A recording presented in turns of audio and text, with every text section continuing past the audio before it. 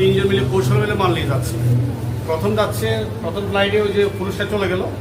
পুরুষটা বলছে যদি তাকে আটক না করে তার এটা লাইন ক্লিয়ার, তারা আমরা তো আটক করি নাই, কিন্তু ধরতে পারতাম, ধরি নাই তাকে আমরা। সে কিন্তু চলে গেছে বিমানে। এখন ওরা যখন ক্লিয়ারেন্স দিচ্ছে যে অসুবিধা নাই, তারপরে এই টিমে এই দুজন ঢুকছে। এই ঢুকার আমাদের আগে থেকে টিমে এখানে সুরক্ষিত ছিল।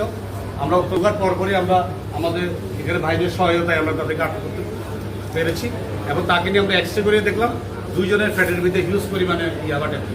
কি ঠিক আছে? জোরে কথা বলো, আসতে বলো কেন? তোমার ফ্যাটে ইয়াবা ট্যাবলেট আছে? তোমার কি 5,000 ইয়াবা হবে? আনুমানিক স্যার, এখন আনুমানিক হতে পারে, আবার কমও হতে পারে। তোমার ফ্যাটে কত? তোমার ফ্যাটে 2,000। তোমার ফ্যাটে 5,000। হ্যাঁ, এদিকে কথা বলো, এদিকে কথা বলো। কথা একদম বলো, তোমার ফ্যাটে কয় হাজার? জোরে বলো। 2। তোমার ফ্যাটে কত? জোরে বলো। তো তোমরা এই মাল নিয়ে কোথায় ছিলা?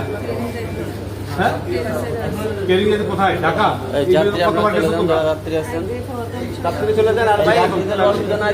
কোথায় থেকে আনছো মাল? থেকে কথা বলো, কোথায় থেকে মাল আনছো? আমাদের বাড়ি নীলা।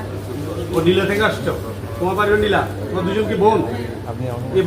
আচ্ছা, বিমানের লোক যারা প্রতিনিয়ত দেখেন কথা বলিও না। আমরা আটকাইছি এবং বসাই রাখছি। ওনাদের সন্দেহ লাগছে, এর আগে ঢাকা আরেকজন গেছে, ঢাকাতে আরেকজন গেছে, তাকেও আমরা ধরার জন্য অলরেডি আমার ঢাকা টিমকে বলে দিচ্ছি, ওরা ঢাকা করে ধরে ফেলবে। আগে ওরা কেমন দুষ্ট দেখেন। এটা আছে, কথা বলা আর ভালো করি তো ইয়াবা ফ্যাটে করে নিতে কি মনে থাকে না?